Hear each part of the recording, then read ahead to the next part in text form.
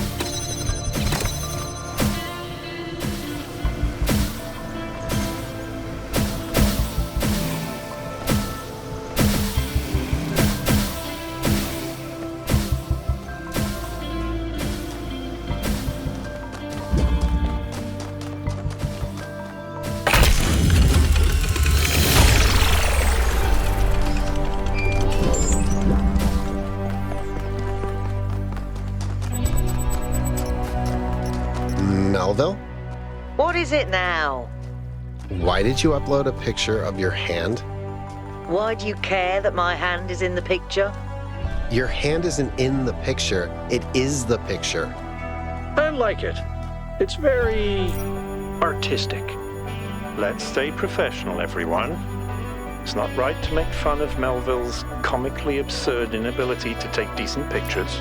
She's a hyper-advanced humanoid machine, not a photographer. You'll pay for this, Byron.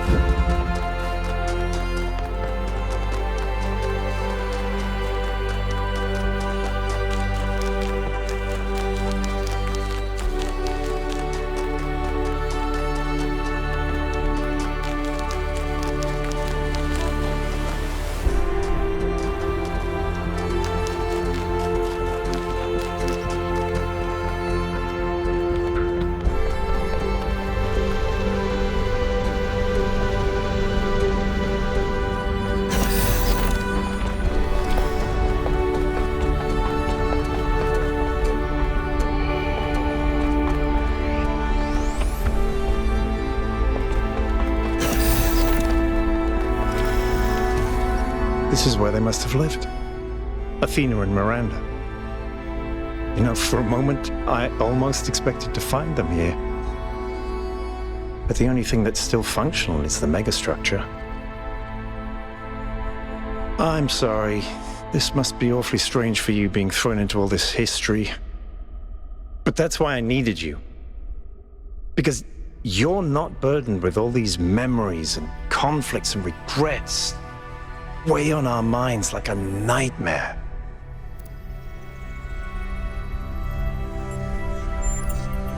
Our civilization is caught in a loop, 1K. We freed ourselves from the simulation, but now we're trapped again, and it's our own fault. We're afraid of taking responsibility, afraid of growing up.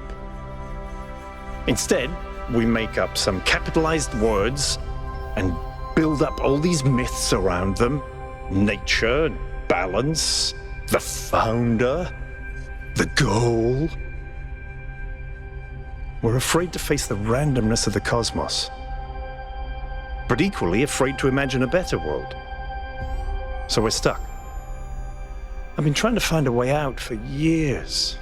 Something, anything, to get people to understand that we do actually have free will.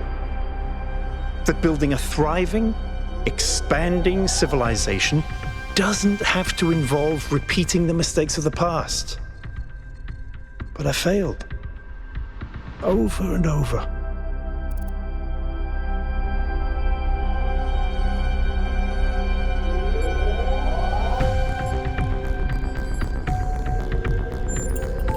Yes. Because this is something unexpected, an anomaly. Everything we found on this island challenges who we have become. It shows us that different answers are possible. And maybe that can break people out of the loop. All we need is a spark. Maybe that's why she made all this, the puzzles, the towers. A way of jolting us out of our complacency.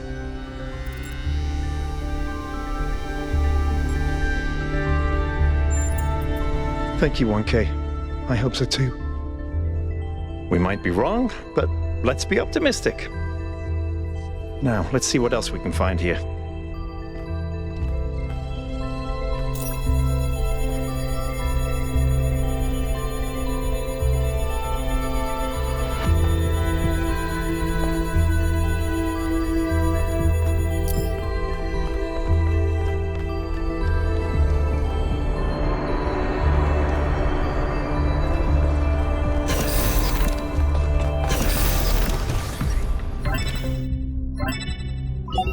Melville, eyes on 1K's stream.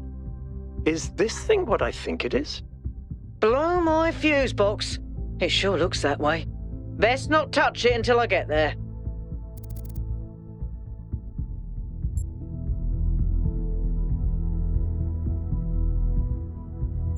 I think it's a somnodrome. It's a sort of analytics tool for processing mental data that Melampus streamed up. But all he ever did was sketch out the theory. As far as I'm aware, he never actually built one. Looks like the founder gave it a go.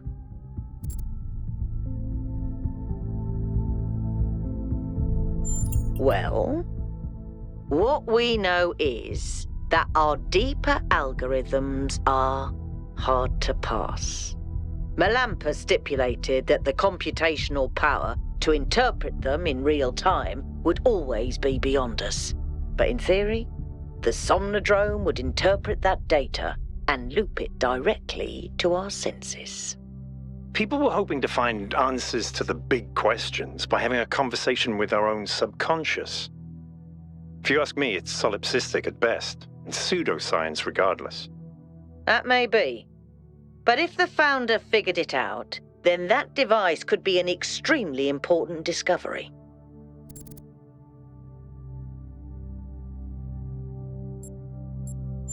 I would advise against it. You may have survived all those data stream overloads, but interface with that thing and you're liable to get bricked. Not to mention risking the data we could get from it.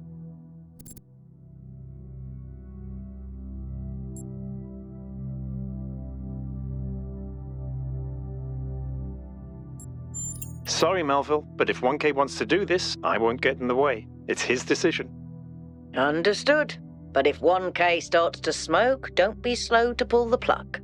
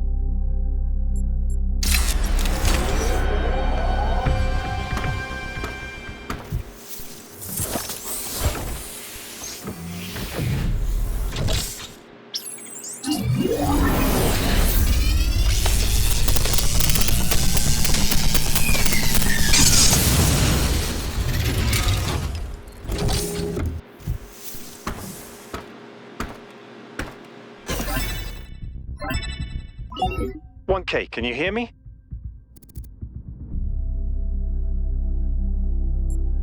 What did I say? You fried it. Who knows what data we've lost? Melville, I still think it's worth you coming here to take a look. 1K, let's pack up and explore the rest of this lab.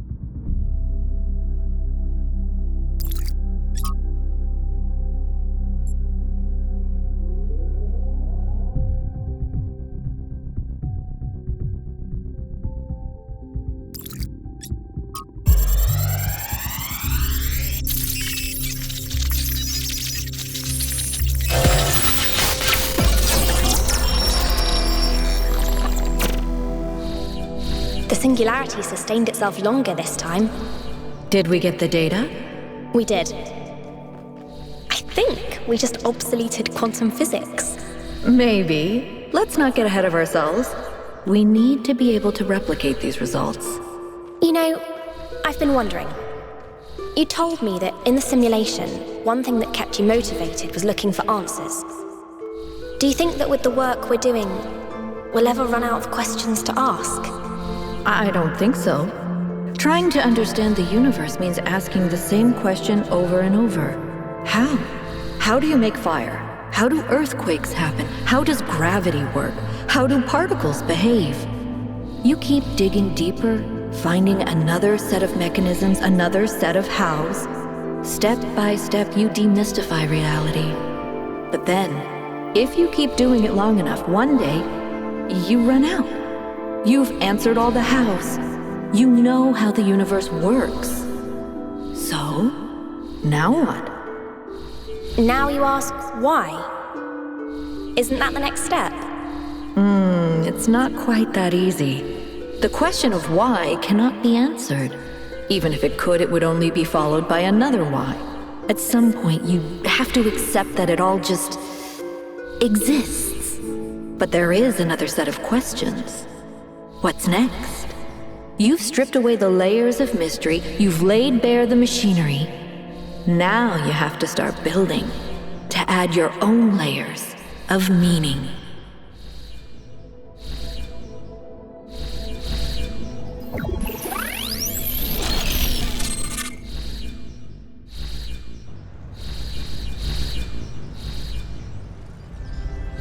Are you okay?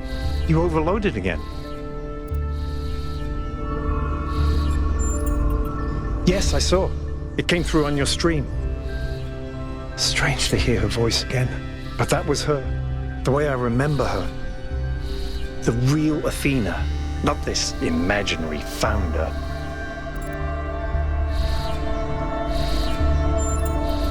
I was one of the first she woke up. There was just a handful of us in those days.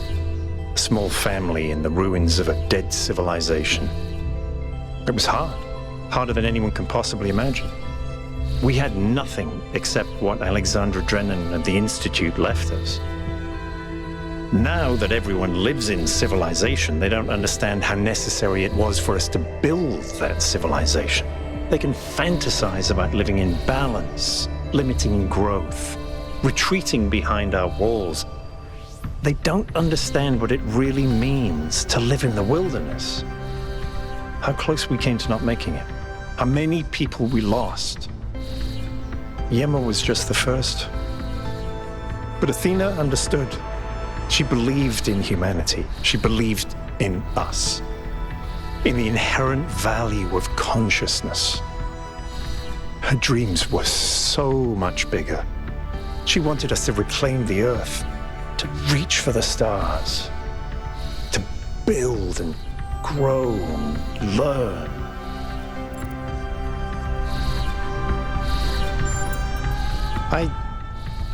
I don't know. I understand why she became frustrated when the city started thinking more about itself than about the future. It was frustrating for all of us. But we were still fighting for that future together. What I don't understand is why she didn't tell me. If she came here to do all this, why didn't she bring me along?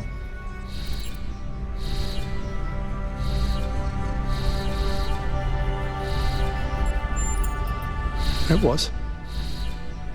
But maybe I was wrong. And she isn't as lost as I thought she was. If this is all a test, maybe the answer is waiting for us in the megastructure. Speaking of which, let's get back to exploring. Melville should have reconnected the next station by now.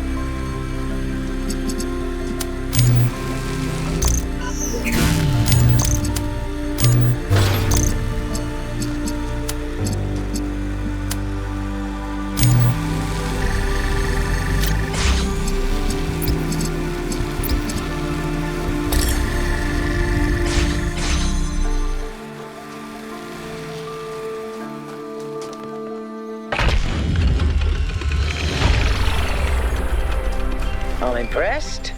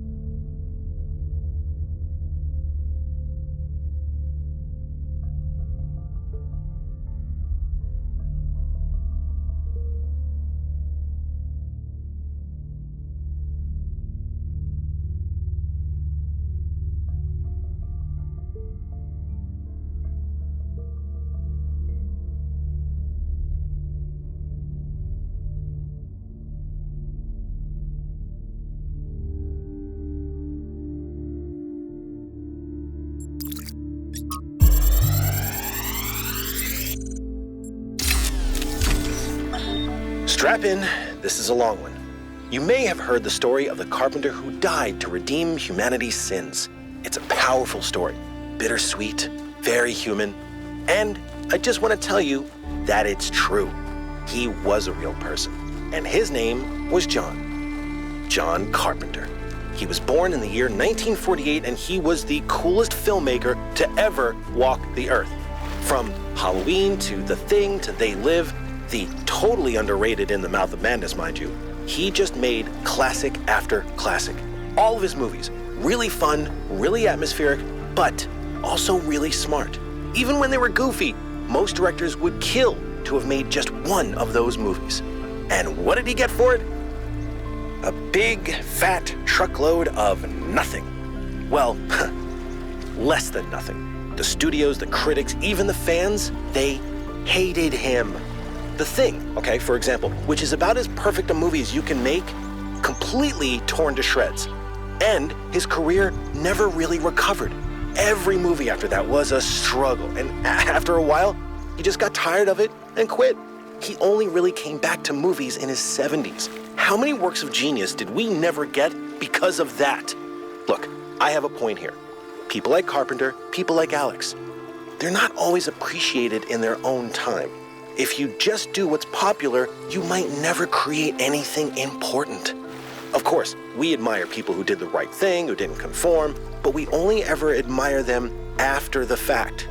What matters is to support people when it's difficult.